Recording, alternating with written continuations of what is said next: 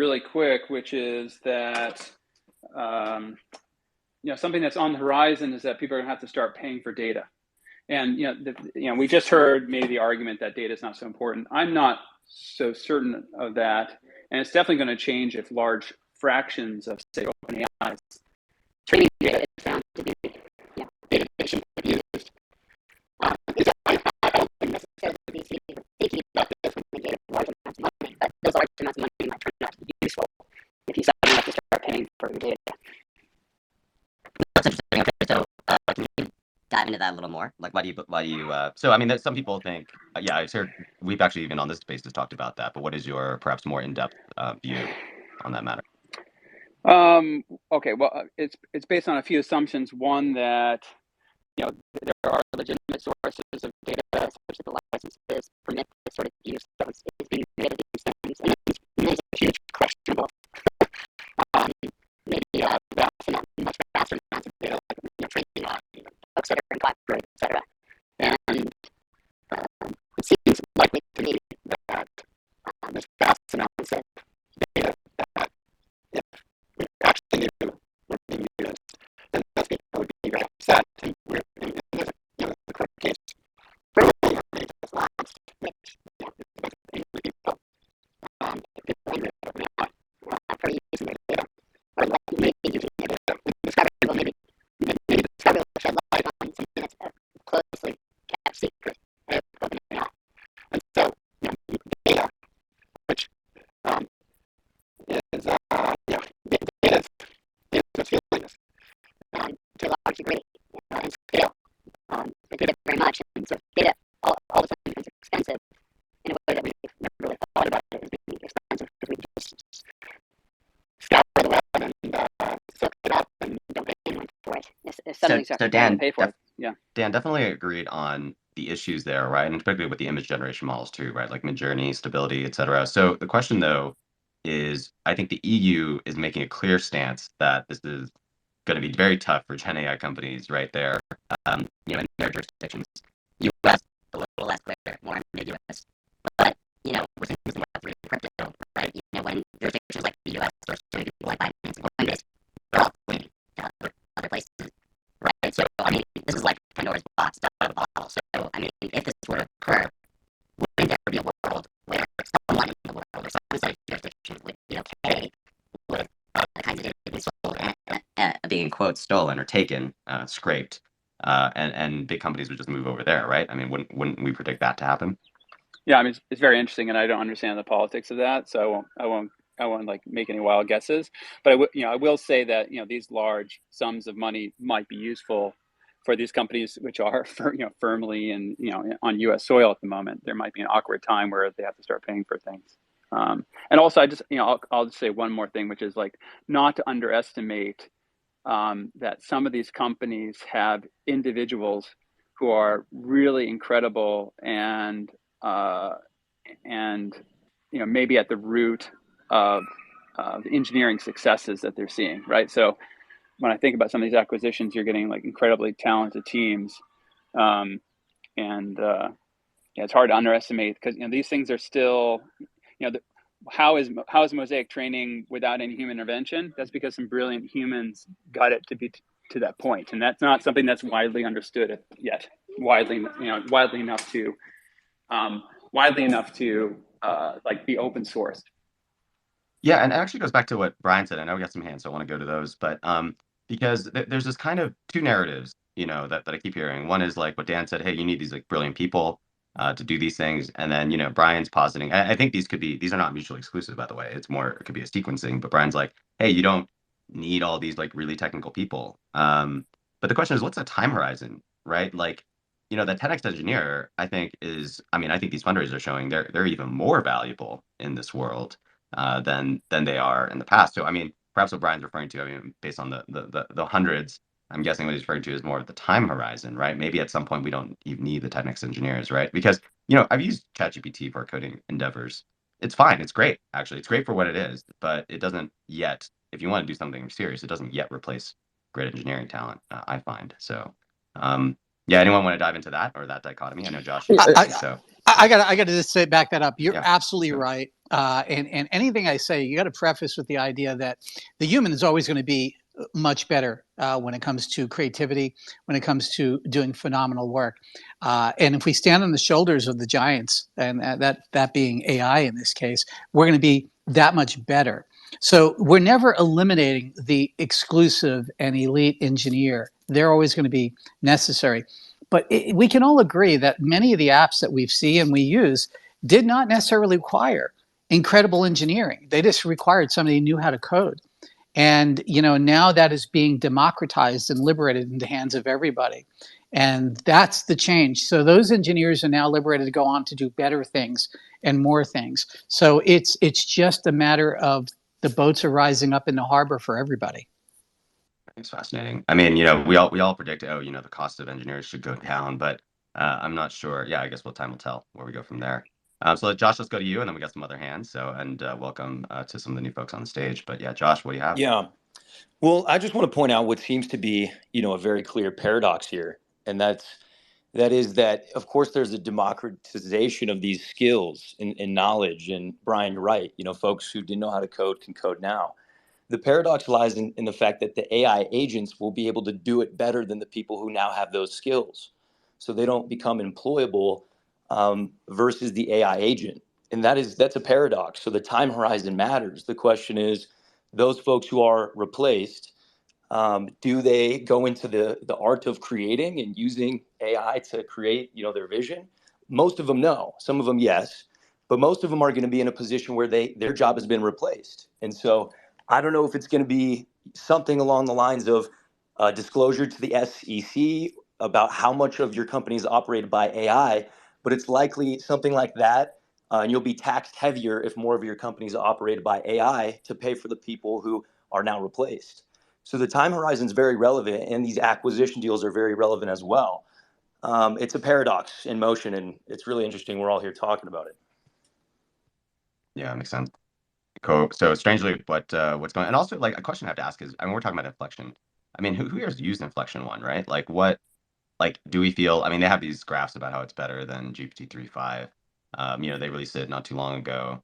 I mean, does anyone think that this is better? Right? I mean, I literally have it open right now. You can take a look at it. But yeah, I mean, who actually has It's on not ground experience? substantially better. I've used it quite a bit. Let me kind of disclose a bit of a secret here. A lot of people are wondering what the secret sauce is from, say, 3.5 to 4 ChatGPT and Inflection, and even models like Claude and Claude 100K. Some of the secret sauce is they're running multiple models at the same time, and they're creating a sort of consortium of results. And that's a secret of ChatGPT 4. So that's why it's not really being disclosed how that technology works. And the same thing we're dealing with inflection. I believe that they're doing a combination of that and some other simple things to make their results about equivalent to 4. So interesting. I'm actually literally talking about it now, and I don't know. It reminds me of, like, the first time I used Medium versus other sort of things. But yeah. Anyway, super interesting. Yeah, Strange Loop. What do you think about all this? Hey, EYC, hi everyone. Yeah, it's interesting. Somebody, I think it was Dan, who was talking about data, and I want to touch that point. I had some thoughts around that. Yes, there is a recent. I think there was an announcement made, or just saw something on Twitter regarding OpenAI been getting sued. I mean, these are bunch of. This is just one of many that will follow. Now, the challenge of our times is like how to synthesize, how to get that data in a fair manner from the people who have contributed towards that, right? If tomorrow Midjourney and OpenAI and all they stop getting any data streams, you're gonna get worse and worse results over time because it's not just about static data, it's also dynamic, it's changing. Our world is changing, the data is changing, and the users who create, they need to be compensated. uh Initially the web, all these big companies, they did got away with, okay, yeah, we can get away with just using data and give them a service and they're happy. But I think things tides are going to change with this depending upon where these lawsuits go, and you know how users' data would be used. Like artists would be pissed because their livelihood is kind of at stake with this kind of a thing. It doesn't mean it's like the holy grail. Like you're just basically using their data, so they need to be compensated in some way. And so yeah, that's what I had to say about that. And so that's another interesting question that's coming up on the horizon, as to the secret sauce is also the data they are using, right? The data sources they are using, apart And how from do the we spread the algorithms. Yeah, yeah, and how do we spread the pie, right? Or how do we divide the yeah. pie, right? Because we all own the Right. data, but it's these folks who are profiting from it. Xavier, Xavier, and then we'll go to Meta. Yeah, do you hear me? We can hear you fine. Honestly, I'm just gonna just be frank about this. The inflection is just a bunch of different use cases. I mean, I honestly think. I mean, I hear what Microsoft did this, but I think it's our own version of a hallucination in this situation. Because if you really think about it, it talks and all that, but essentially, if you train any LLM model to this day, it does all the things Inflection does. There's nothing different. The only difference is they have enough marketing and advertising money just to make it seem like it's just a shit. It's really, if you really look at it and you really break it down and you go through that process, you could download a Falcon, you can download any of these new fine-tuned models off of GitHub and Hugging Face, whatever, and you'll get the same results. Or even if you combine star coding with Falcon or some other LLM, is you're gonna get the same inflection results. The only difference is the package deal. It's how they package it. It's how they market it. Right now, I only see two benefits of what Microsoft is doing right now that makes it so much worth so much more. It's the way they market it, the way they package it, and who they're advertising it to. They're not advertising it to people who are technical, because we know we're not blind to this. We know what's going on. We know there's a sauce, but we know what's really happening. They're gonna get users that have no clue how tech works. They don't have no any, and because they have the power to do that, they're gonna beat startups who've already done this. There's plenty of startups that's already doing what Inflection has already done. The difference is we don't know who the hell they are. We barely got to get to know them. We barely got to try them. It's because it's a name brand. It's no different than wearing a Jordan or a knockoff Jordan. It's Inflection is now a name brand that people just want the brand. They don't care if there's another one that's just as good or a generic brand just as good. It's just they beat everyone to the punch, and it's purely because of marketing. So I honestly see the future of most companies going to be purely marketing and data collection, and Oh, I that's think interesting. yeah. Yeah, so do we okay, this I think kicks off an interesting debate, and I'd love to hear from Meta Prime and some others. But basically, like what you're saying is that's a bold claim. That's a bold claim. Meta Prime, do you agree? Is this just all marketing? There's no difference between models? No Yeah, fundamental no, differences that between. was Mhm. interestingly enough, that is what I wanted to talk about, is that I don't think this idea of data ownership, there's no easy solution. It's really messy, right? Because everyone's been putting their stuff online, right? And so it's openly accessible. You have a lot of artists who have a lot of different like art share things. And the way that they've been kind of trying to monetize their art is not necessarily the art that they put out, but like commissions, or maybe they'll sell you the more high definition versions of those photos, or like some sort of print or something like that. So there's other ways that they've been monetizing. But I think it's really hard for you to say, okay, well, we've been training this data off like DeviantArt.com's like different, like anime girl stuff, and it's like, okay, how do we pay those people or whatever, right? I don't think there's an easy solution. I think it's actually going to be some sort of evolution in, and I really like what Xavier was saying, basically marketing, right? Branding, right? That you're getting the original McCoy from a certain type of artist, right? And so I think like NFTs are definitely going to play a very big role in this, right? Verified ownership of digital assets. But I think it's just, to me, the idea of trying to pay people for the data that they've put out. I'm also very much of the belief that no one owns an idea, right? So like all ideas kind of exist. We discover them. We don't create ideas. Really, what we create is an abstraction of that truth, right? An interpretation, an analogy, an explanation. And if we characterize it in a particularly potent and powerful way, right? That's what's going to differentiate us from other people. And so I think, one of the cool things about AI is not necessarily just the technology that is creating and the kind of efficiencies that this creates, but a lot of the questions that it raises around like creativity, creative process, ownership, that kind of stuff. But I do think that the path forward for a lot of creators is going to be like creating a brand, trying to do digital ownership through NFTs, that kind of stuff, as opposed to trying to like, hold on to, this is basically like trying to hold on to air or hold on to like, clouds or something like that. It's just, you're not going to be able to maintain kind of ownership over this data. It's just already too long, too far gone. It's already out there. Pandora's out of the Meta, box. sorry, I had a quick counterpoint or like a slight pushback. So in the audio or like say in the music world, if somebody gets sampled, I mean there is a big hoo-ha and there is a bunch of lawsuits sometimes, and these days you're seeing more of that. And I'm just wondering, I could see that happen. Like it's an artist that has a specific style, right, which is distinct, and then you're outright copying it and then producing on a mass scale.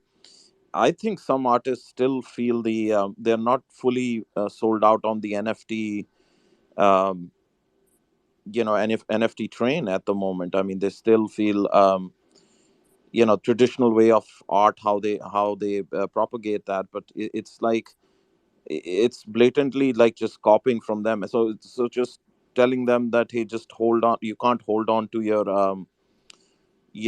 art. I don't think that's like 100% fair to them, because we do that in the music industry too, right? I mean, if somebody samples out someone's, I don't know, there was recently, like there were some big incidents where, was that, I forgot, there's some, yeah, there were some big lawsuits recently. Yeah, so you're talking about like the PROs, right? BMI, ASCAP, et cetera, and the equivalent of something like that on the blockchain. But I think we could actually have our own entire space on just that and rights. I actually plan to. It's on the forward docket. But I want to make sure we don't gloss over the idea. So Xavier brought up an extremely interesting dichotomy, which is the idea that none of these models actually have competitive advantage compared to like some open source checkpoint on Hugging Face versus like some of these. But so I want to say, like, do we actually agree with that, right? So are these VCs just don't know what they're doing, right? And they're just like throwing money around because they're, floundering, or do they know something that we don't know, right? So I'll give an example. So Midjourney, basically forked Stable Diffusion, and of course they put it on Discord, right? So that's a unique way of distribution as an app. But they did fork it and they did do their own things, right? They started to, on the back end, rearranged what people prompted, and people generally got better results, right? So I mean, Midjourney generally, as a consumer particularly, was like, kind of handily beating when Stable Diffusion 1.5 was out. Stable Diffusion 2 and Stable Diffusion 2.1, for example, did catch things up quite a bit. But I think the average consumer, who maybe isn't like the best prompt engineer, would say, my experience using Midjourney, 4 and 5, 5.1 and now 5.2 is just significantly better, right? So I guess that's like the question, right? Like, is it really just all marketing? Because then, I mean, marketing has helped consumer companies for generations, for years and years. But now we're in a world where it's like, well, is it really what Xavier's saying? All you need is marketing. Just take your, your favorite model from Hugging Face or elsewhere, So GitHub. yeah, one You know, point that was missed is usability. So I remember Sam Altman saying they did a lot of work on UX and usability, and yes, that's another differentiating factor, I would say, apart from rest of their algorithms, the way they, because if LLMs are predictive token models, if they are prediction models, I mean, what breakthroughs are there other than say using transformers, and which everybody else can use. um, the other competitive edge is the usability, the way you use it, and when it gives you responses, like some canned responses on certain things that it doesn't find a right answer to. So it's they've thought through those things, so that's the UX is also a strategic advantage here. I um, totally agree. yeah. Totally agree. Brian, what do you think on this? Thanks. I really think the most valuable thing that we own generally when it comes to a digital realm is our context and our data. And one of the projects I work on a great deal is intelligence amplifiers, which is local AI.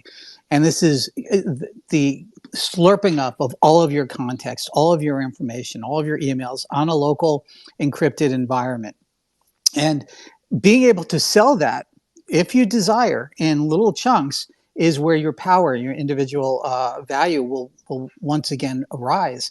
The old model was, we're going to give you, quote unquote, something for free, and then you're going to get advertising to support it. That's basically Internet 1, 2, 3, 4, and 5, more or less.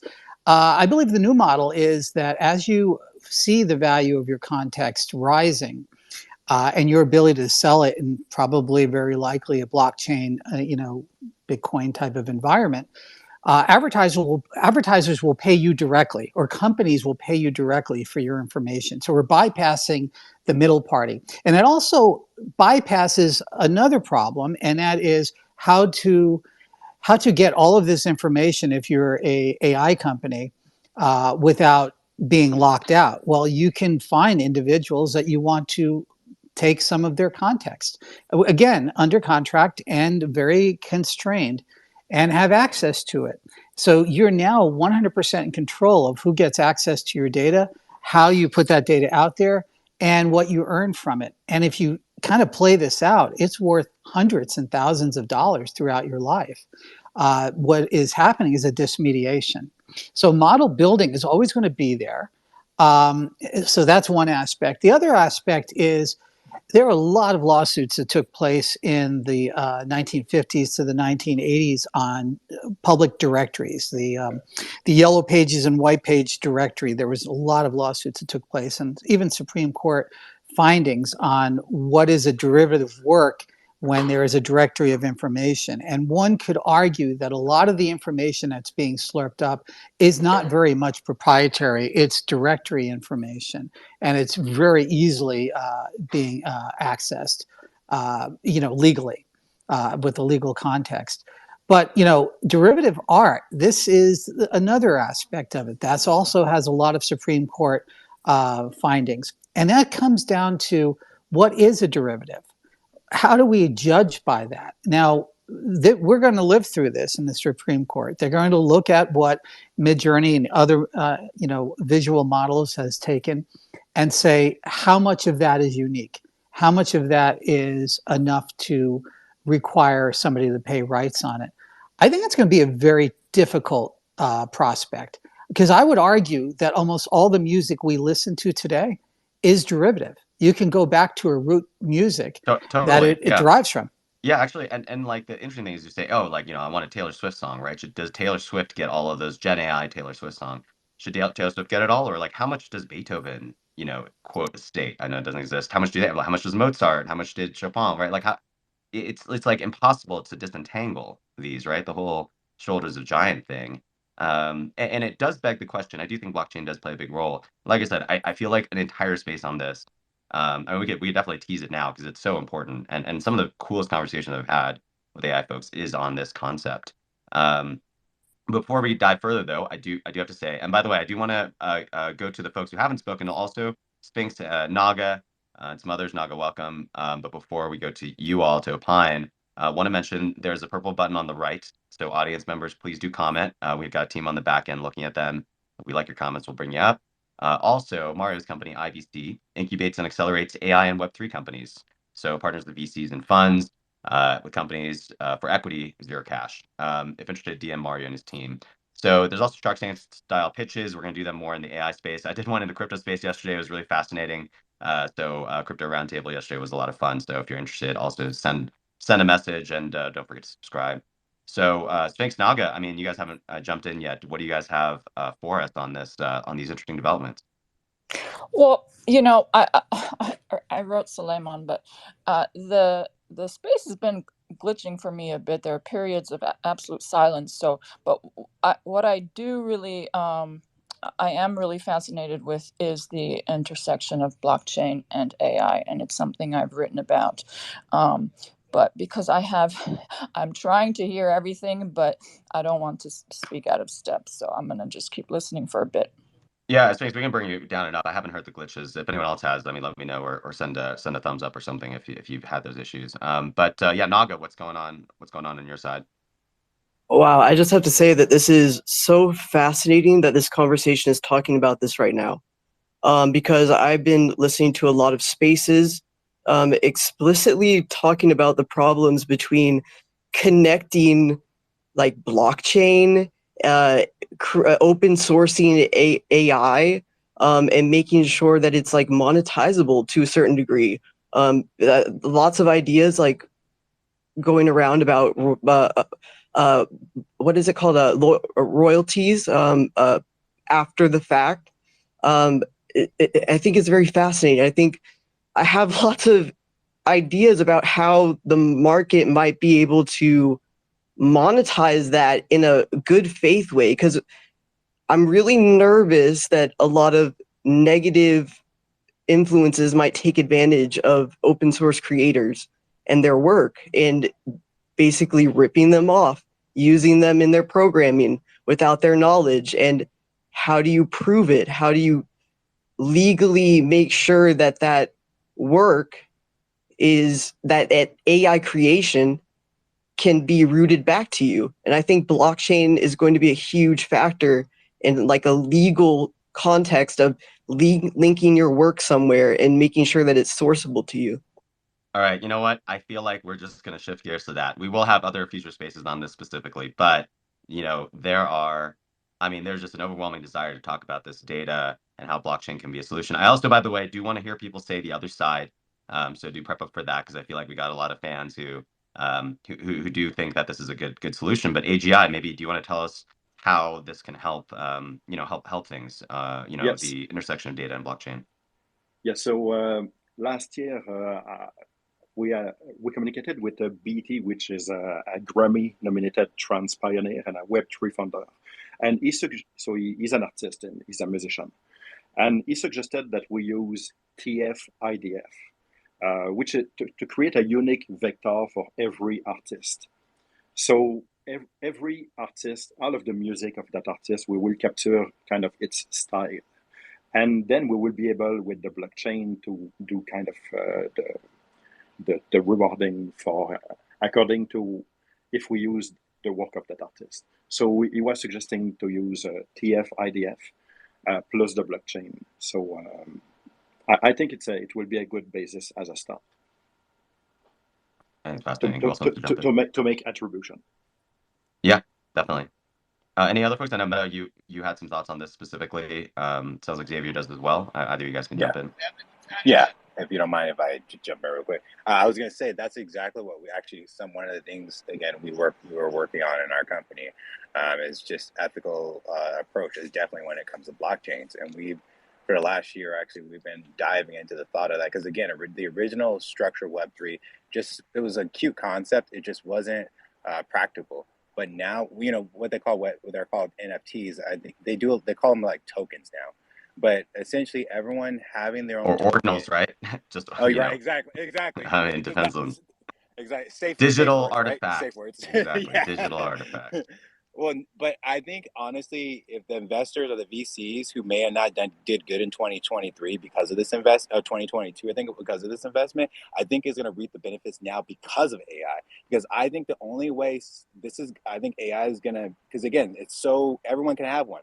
I think the only way it's going to have its individual value is is the individual own it, almost like a collection. Like, oh, I want to collect Kylie Jenner's NFT, or I want to be a part of her language learning model, or I want to be a part of Kim Kardashian's language learning model. Actually, I want to be a part of hers because it'll almost be like you get to interact with each of those individual models. So honestly, I think the future of AI isn't going to be all these coding and all these different use cases.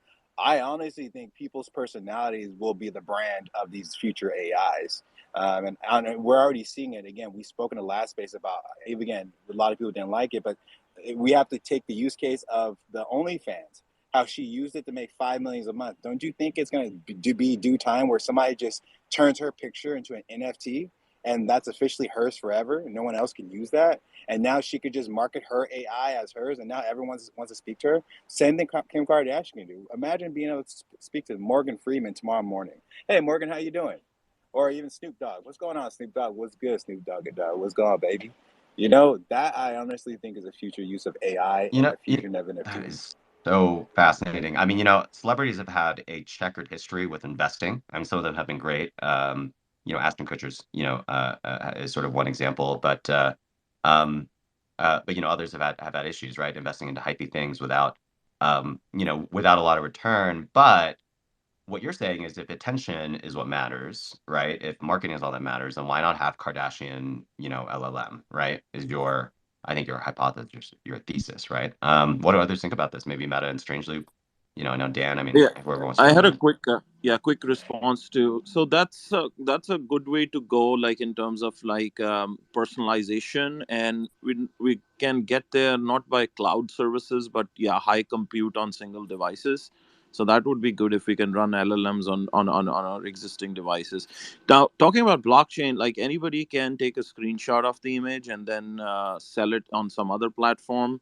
That problem hasn't been solved yet. Yeah, you can create hashes of your art, and that is a unique identifier. The identity problem on the internet, not saying exposing one's identity like pseudo identity, that needs to be resolved. I think DIDs are the way to go, decentralized identities, and should be algorithms that kind of map out the images and kind of make a signature of, say, a certain image is a certain signature and signed by certain artist, like something along those lines. A little more than just recording it on the ledger would be, I think, uh, pretty good, like almost like a watermark, but for done by algorithms on unspecific, say, art or images. So it, Yeah. Meta, what's up? What do you Yeah, think? so I think there's a lot of different ways that we talk about like how the technology works, but in my mind, like that's not nearly as kind of exciting at this point. Just because it's going to happen. There's a lot of cool ways that it'll happen, but to me, it's about the culture that's going to evolve around this. Because in my mind, I think a lot of people with this kind of opening up of the creative space, you're going to have all of this kind of flood of mid-level quality stuff, or even like decently high quality stuff, right? You look at, like, for example, I'm on DeviantArt, and if you're going to go on that site, I warn you, a lot of the really good artists also have a lot of graphic content that you might want to avoid, but there's also just a lot of amazing AI art that's being generated in that. And I use that a lot for my tweets and stuff like that, and I'll even use Midjourney. And one of the things that I see is, it's if you find like the really good AI artists, they definitely have like a style. They have a way of doing things. They have kind of their own brand. And so there already is kind of this ability to differentiate yourself inside the AI art space, which I think is really cool. But it's also about building this kind of patronage system, right? This idea that people are, excited about a certain artist creating certain things, right? Like you're hyping yourself in a unique and different way. A really good example of this in my mind is there's this YouTube guy. His name is Charles Bertrand. And he does bass. He plays the bass. He's really good at it, but he doesn't just play the bass, right? He has a lot of these videos that are, kind of funny and kooky. He does like, he'll do like the skit thing and put on wigs, but he'll like do collabs with other creators and stuff like that. And what makes him interesting is not necessarily his music, although that's fantastic and really high level. It's about like the creative things that he does with that, the collaborations, right? And that's what attracts people and gets them to, like, sign up for his Patreon and buy his music and stuff like that. And so I think basically what we're doing is, it's the bar to entry of, making AI generated art or creating AI generated music is being lowered. And so we're going from the situation where, the high quality stuff that's not actually like really well done or interesting or stylistic, like the in my opinion, most like mainstream music is just absolute freaking garbage. Most mainstream like modern art, absolute freaking garbage. And I'm like really happy to see all these people complaining about the fact that they're kind of losing their ability, because in my mind, what's going to happen is you're going to see this kind of rise of truly interesting, expressive, stylistic, creative stuff because the bar has been lowered and its ease of distribution. And what I'm hoping to see is that the people who actually care about good quality art, work, style, all of these kinds of things are going to then patronize. And so you're going to have this shift in culture from kind of liking these kind of mass, big celebrities. I actually really detest the idea of like people being excited about talking to Morgan Freeman because, in my opinion, like I don't think we should have celebrity worship. I think to them again, it's like this. They were kind of elevated into position. I'd much rather the people who have interesting things to say or interesting like styles and things like that. Those are the people that we kind of gravitate towards. But So Meta, I agree with your sentiments, but basically you're painting a picture of a world where like because we're voting with our wallets instead of with our thumbs with likes, that the quality should go up. Is that the core argument, effectively? yes, yeah, because I think a lot of the people who are kind of elevated into those spaces, you could argue that what they're doing is kind of catering to the lowest common denominator, right? They're Can they're I push they're back? Can I digestible. push back though? So I think for Sure. me a classic example is, Christopher Marlowe. It ain't great compared to Shakespeare, right? I think we can all generally agree on that. But he was popular, if not more popular than Shakespeare, right? To the lowest common denominator. I mean, he's actually not bad, but we only remember him today because of his association with the Bard. I mean, isn't it true that like I feel like Herman Melville died thinking that Moby Dick was a failure. It was only a few years after his death that it became popular. I just feel like a lot of these, it's like time tells, but time usually tells over decades, not not in the moment, right? I think people often don't recognize what's good and what's genius. Sometimes they do, but often they don't, right? Sure. No, and I think that's a good point. But I guess the more pertinent example that I would point to is more like look at like the recent Indiana Jones movie or something like that, right? It's like the studios are really trying to churn out these really safe remakes that are kind of made for modern audiences, and they try to hit all of these certain box demographics and stuff like that, and they're losing hundreds and hundreds of millions of dollars on these projects, right? And what I think you're actually going to see is the rise of kind of more independent filmmakers, more people who are creating better stories, more interesting stories. Because the Hollywood has all the latest tech and tools and resources and huge budgets to play with, and then they're producing these absolute flops, right? Because of the over bureaucratization of these systems and the desire for these for the leadership of these big companies to do things that are safe and profitable and that seem kind of trendy, but they're actually horribly missing the mark. And so I think we are kind of on the That's point of so. this pretty I, dramatic shift. I hope along with you that that quality can be discerned, and I hope we can usher in that era. Sphinx, welcome Can I? back. Let us know if you can hear. Oh, Oh, can Yeah, I I jump can yes, in? hear you. I just yeah. wanted to say, somebody mentioned issues with pseudonymity, uh, and I wanted clarification on that, please, and what the proposed solution was, because you can actually, the blockchain does identify what is real and what is not real, what is not authentic. So it's not just gobbledygook. It's actual. It's pretty technical. So what Uh, is? Hold. Please let what me I was finish, trying to get at. sir. Let me finish. Thank you. Yeah, if you could just explain that, and then what your issue is with it, and then what you said your solution was. Thank you. Yeah, so what I was trying to get at is the image that is, say, created in one blockchain ecosystem, right? You create a specific hash, you have a ID attached to it, maybe a decentralized ID. Then somebody can go and have the same image at some other blockchain. So there should be a way to kind of evaluate intra blockchain, where that flow of that asset is going, right? Where is that NFT being sold or bought and swapped? And so I was trying to get at more a deeper sort of aspect of that. But I Uh, understand what you're saying, but that's a whole other yeah, issue, okay? So you're talking. yeah, but there is an issue, right? Okay, There I'm is an gonna let issue, you right? finish speaking and then I'll speak. Yeah.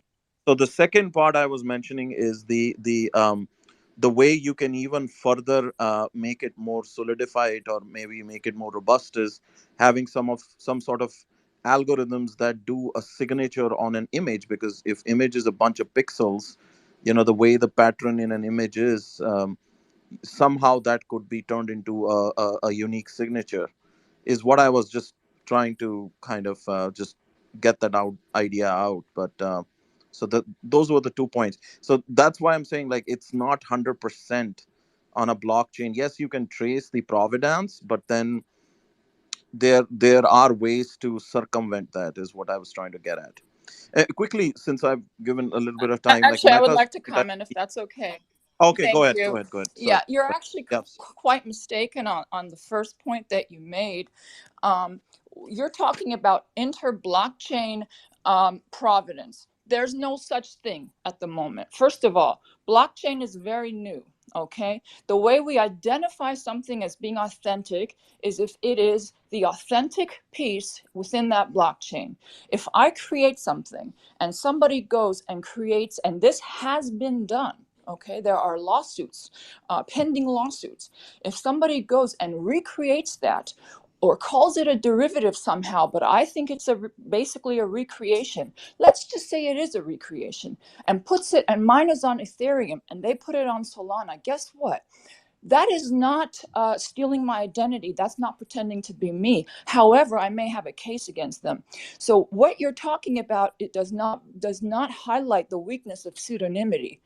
I want to be very clear about that. You are talking about other issues. You're talking about interoperability, interconnectedness between different blockchains, and that is a completely different matter.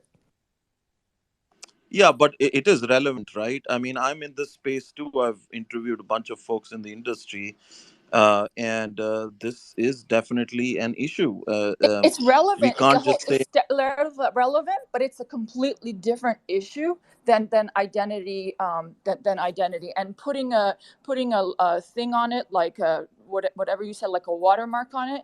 That will not change anything with respect to a different blockchain. Nothing. yeah, that's why I said there are two separate issues, right? Like, I one is thought the you issue of, said that there was a problem with the pseudonymity, doesn't get the job done, and then people can take other work and present it elsewhere as their own. And I'm just saying that is not an issue or problem with pseudonymity. That is simply a matter of moving something from one blockchain to another.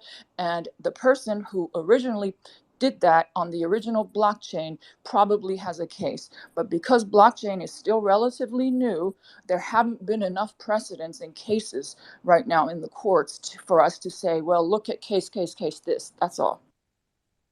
yeah. So if I'm an artist and I churn out a lot of images, and there are a lot of people copying that, then it becomes on scale this problem. Like, how do you track that? That's a big problem, right? So I was just trying to get at that the fraud problem is not completely solved in the space, and that's. There is a major problem of frauds in the space, but it's not the one that you're saying. It's you just I'm just going to tell you that you're right. There is a lot of fraud, but people can copy. Absolutely. I have created artwork. Anyone in here can go copy, can go right click and save. I have no case against them. Okay. Now, if they want to monetize and put their name on it as their own and then monetize, then I may have a case. Okay. Why? Because I live on planet Earth, and planet Earth, I live in America, and there are certain rules. Okay. It's not that Yeah, yeah. blockchain doesn't happen in a vacuum. It happens within the rules of society. So I'm yes, agreeing people with you, can. but Yeah, yeah. but I'm just trying to explain this sort of thing. People do that all the time. But if they are monetizing, when you commit certain actions, right, then it's like you're liable or you're not liable. So people right click save all the time. If you can't, pseudonymity is not supposed to protect that. No, so Can we I'm move This on, is a saying great please? detection. discussion. Strangely, Yeah. but I'll let you respond. We do have to move on to the next one, but I want to make sure we finish off this discussion because it's an interesting one. Maybe Strangely, and then I want to give Meta Prime a chance to respond because it sounds like you have some input on this. But yeah, feel free, and then we'll go back to you, Sure, Sphinx. We'll let you uh, respond. I'll be quick. See, so yeah, Sphinx. So if you're an artist, for you the biggest problem going forward would be detecting where your artwork is getting copied, right? Like if you're worried about that sort of a thing, is what I'm trying to get at. Detection is also a huge issue, and the bigger the ecosystem gets, yeah, social proofing, which I think Meta had talked about earlier. He was trying to point to, like, hey, people in the group, this community, this ecosystem, they can call out, hey, this guy is a fake artist, or he's copying from XYZ. We're not going to buy his art for X amount of money. But there are suckers out there that will buy, right, and on other platforms, not knowing who the original artist is. So I was just trying to get at that the detection becomes like a huge issue. How do we make sure that that comes to the surface, or somehow there is like an additional layer to it for making sure it's the coming from the real artist? Meta Prime, Mike is yours. Yeah, I mean, I don't have much to say. I was just kind of thinking that, like, again, I don't think that the exact how of this from a technical standpoint is all that important. I think it really revolves around the culture of patronage, right? People finding artists that they really like, caring that it's authentic and different, right? Like, I guess an easy way to think about this is like furniture, right? There's a lot of people that are just going to buy whatever couch or sofa or chair. They don't really care who made it. It's not important to them. It's a functional thing, right? And I think it's hard to necessarily see art in that way, but, like, for example, if you're putting up a website and you just need graphics or whatever, you're not going to pay someone like a premium because they're some special well-known person. You're just going to get the art that works and conveys your message effectively. But there is going to be a subsect of the population that's going to care about kind of the style and this, all of those kinds of things, and they're really going to gravitate towards a certain person. And I think that the way that artists will have to build their brand and kind of promote this idea of patronage and the importance of it, it's going to be different. And that's really the shift that we should be looking for. And the technology will facilitate that, whatever the culture shifts to. I think it's so fascinating. Speaking of culture and art, we are going I'm to move to sorry, I video just want to games. say Yeah, one yeah, thing. yeah. Thanks. You could. Thanks, I'll give thanks. you a chance to respond, but I want to tee it up. John, just prep up. I know we skipped over you, but you can help tee us into art after Sphinx's last comment on this matter. So yeah, let us know what you were thinking on that. But Sphinx, why don't you give us one last on blockchain here? Yeah, the reason it's important to discuss the technical parts is because this is a technical matter. Blockchain is technical. AI is technical. Okay, so we can talk about society and culture and all that stuff, but if the argument is based on a premise, on an assumption, on a technical thing that's incorrect, then that needs to be said, because we can talk about, this is not about philosophy. Okay, it's What about is AI. incorrect technically? Okay, can I finish, sir? So what I wanted to say about what was said was, this concept of what is the artist's biggest fear of having their art stolen, that is not inside Web3, that is not the biggest fear. An artist, anyone can right click save something. I don't know how hard that is. That's been done since the beginning of time. That is not something that was created when blockchain came in. Okay, and as an artist, and people have been doing this in Web3 ever since I've known, is that as an artist, if you have a limited quantity, if you have an unlimited quantity, you make sure, and these are problems that come up, you make sure you say, only go to this link, only purchase from this link. But can people right click save and get away with it? Yeah. I mean, but for an artist, that's not the artist's biggest problem at all, because that's just ridiculous. If I create something and then someone else goes and creates a copy of it tomorrow and says it's theirs and makes a couple bucks, I mean, it's just not realistic. Okay, folks, I know there's a lot that people want to say. And by the way, I love this intersection. I mean, I mentioned the scripted space. I've been in Bitcoin since 2013. So I like love, and I'm an artist as well. So this is deeply interesting to me. I think we need an entire space on this, but do need to move to the next bit, which is Unity and gaming. And some people call video games art forms, some people don't. But John, maybe you can transition us there a little bit. Well, and this will, yeah, go for it. I think that and I want to push on the philosophical side. I hope Brian comments on this. To me, the artist's biggest fear is replacement in a very strange way. And before I get hounded on that, I think that generative AI and AI in general is unlocking a vast potential of creativity. And that it's no longer the domain of the craft, but it's shifting to the domain of cognition. And this is just fundamental, that I now can create a video. I now can create a beautiful portrait based entirely on cognitive applications. In other words, managing the prompt. So I think that that is really a very, very interesting thing. I don't need to be a fine artist in the sense of brushstroke. I need to leverage technology in the same way that many artists, camera obscura, the Lucy machine that Norman Rockwell used. So that's one of the areas, and I think that's where we're moving to, very interestingly. I think it's great. Let me tee up this discussion. And by the way, this is going to be a much bigger debate. So perhaps, I mean, we're also working on some big guests in the gaming space in the coming days. If y'all have suggestions too, of course, DM me, let me know. So Unity launches. So I put this in the nest. This video is wild, right? So anyone who's done game development, if you watch this video, I mean, Unity launched Muse, which is an AI platform. So it's basically Unity's Chat GPT moment, to sort of bring it down to colloquial matters. You can effectively have this AI tool, you know, or like GitHub Copilot or things like that. You use this tool and it can do things like animation. It can create textures. For example, they have a video portion where it's like you have this, you know, skeletal mesh, and you say, hey, you know, do a backflip, and it literally just goes and does a backflip. I mean, it's wild stuff. I mean, it's like next level things. You know, we had people like a program in Unity using ChatGPT, and they made a, you know, Flappy Bird's clone in 2 hours.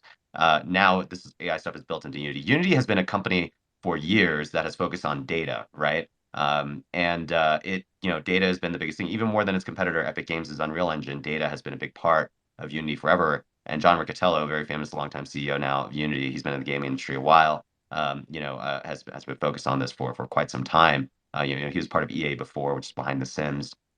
So, like, what do people think of these developments, right? Like, where are we going? And like I said, this is more of a teaser for a bigger space to come on this. But yeah, I'd love to get people's feedback.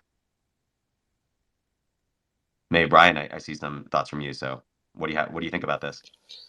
I think it's a great move forward. I think game development is always going to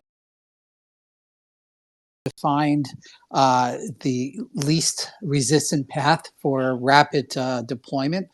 And we're going to see a whole new rise of even more advanced NPCs are going to become less of a thing.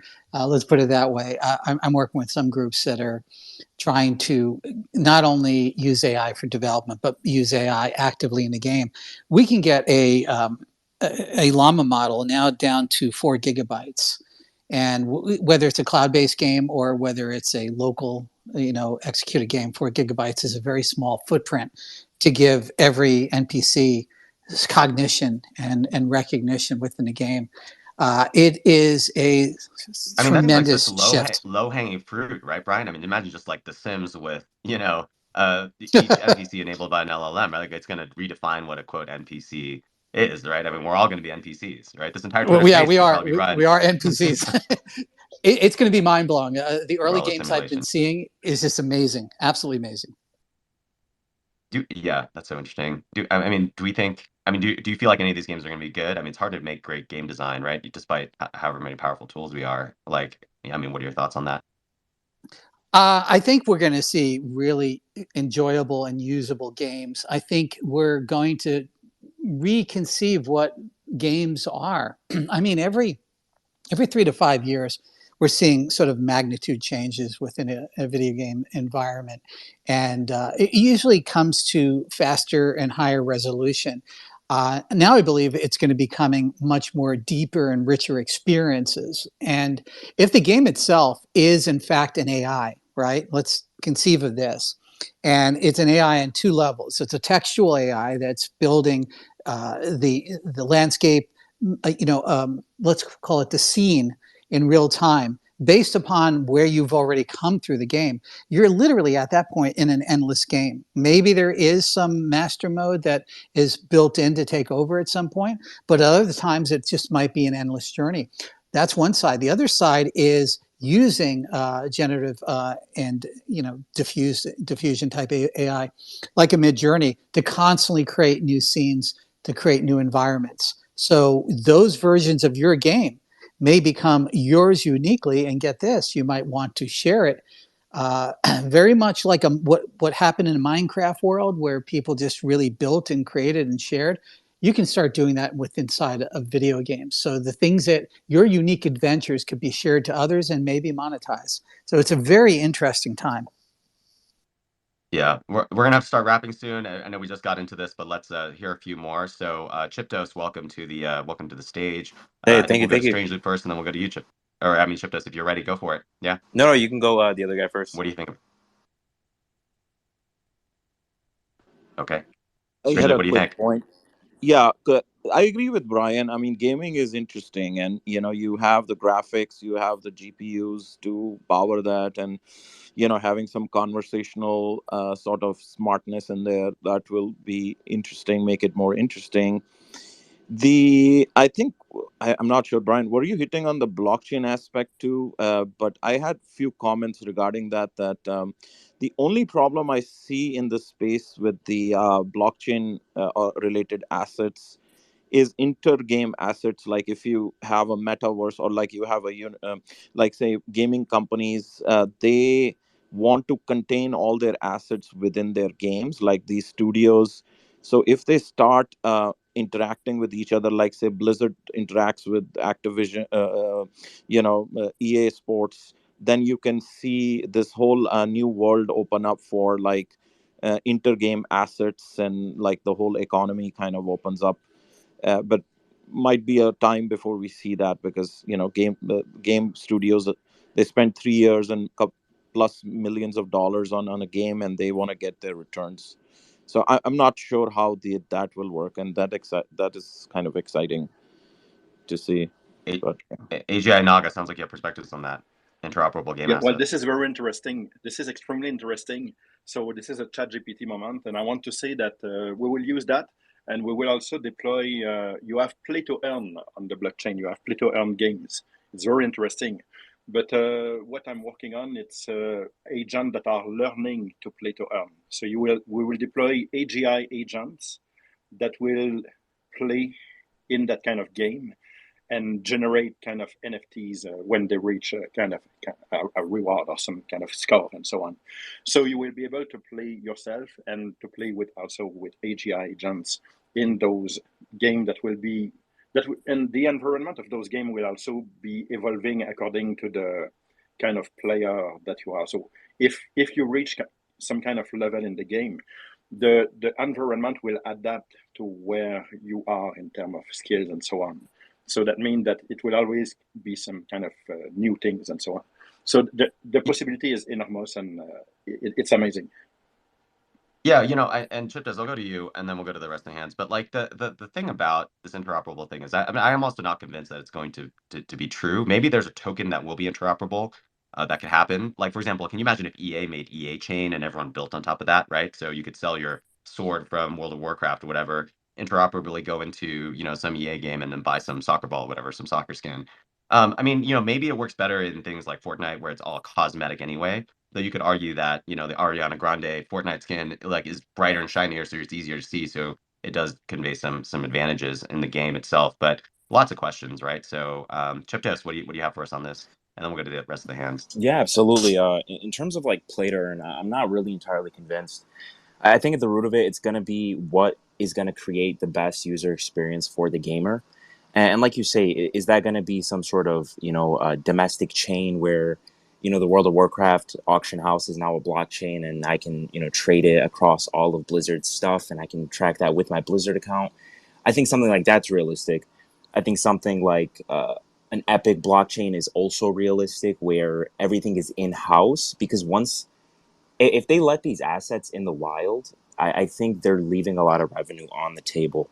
Like I personally don't think Fortnite would ever like put their skins on the blockchain. Like why would they allow their users to resell their skins when they can just keep making new ones and keep the faucet on pretty much.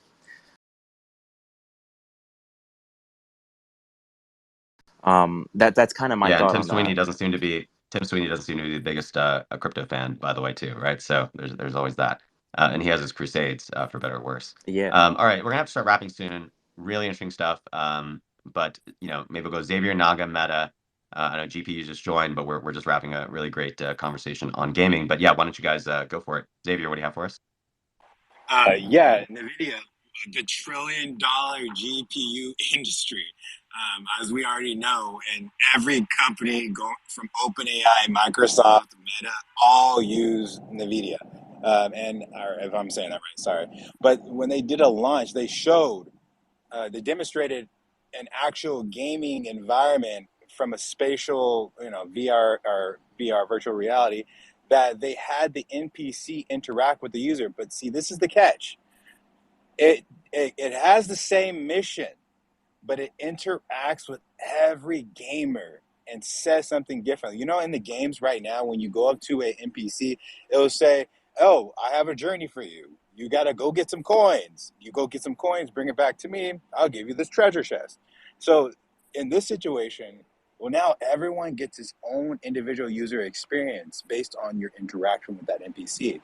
But it may end up being that same mission. But if you watch the video, actually, I posted it underneath in the comments. It's pretty incredible. And I think gamers in the future are going to have NPCs give every gamer their own personal experience.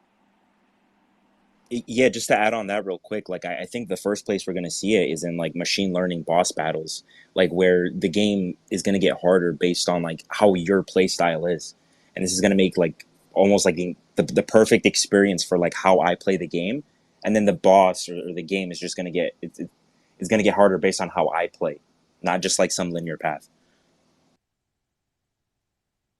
Man, I feel like boss battles are hard enough, but yeah, it's a fascinating development. So Naga, Meta, what do you have for us? Yeah, so I think that talking about the gamer's experience of the game is very important, and I'm not going to discount that.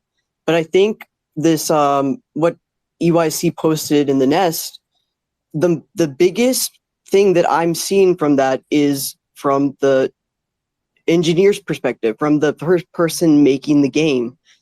This is, I think, the most important thing that we need to be focusing on in this time period, is that these companies are absolutely going to cut costs.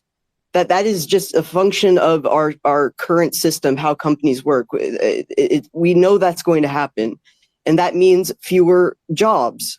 So we're really going to have to get ahead of the curve of this and make sure that these designers, these game engineers, are prepared to make their own companies. Essentially, I think that it's going to condense everything down to fewer people are going to be necessary to make a beautiful game, and they're going to have to basically become their own business person to still monetize their art or their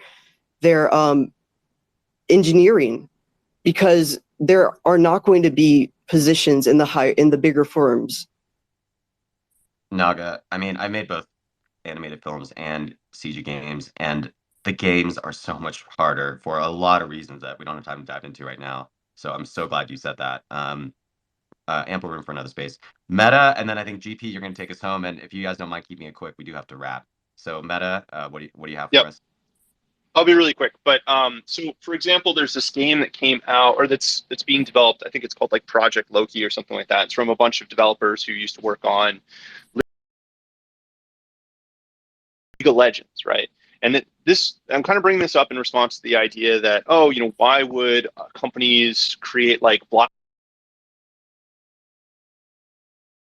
not trying to create some sort of like forge functionality, some sort of way to kind of create and innovate inside the game. And it's had a lot of success because it's kind of maintained a very strong control. But the fact that like Project Loki is coming out, it's kind of this League of Legends slash Super Smash Brothers slash Apex Legends kind of style game.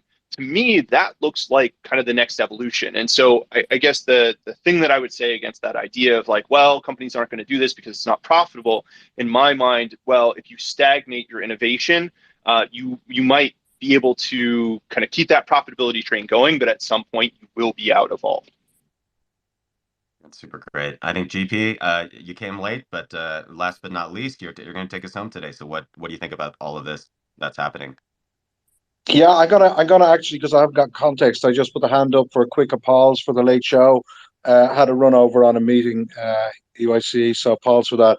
I'll see you Tuesday. I've made a post about the latest NVIDIA titles, or GeForce titles coming in July, and the processor upgrades available, and also what's available under the various membership plans. So yeah, big stoke for July. Lots of gaming releases. Short and sweet for me this evening. Pause for the late show. I think it's great. Well, everyone, we did a lot today. We talked about a monster fundraise.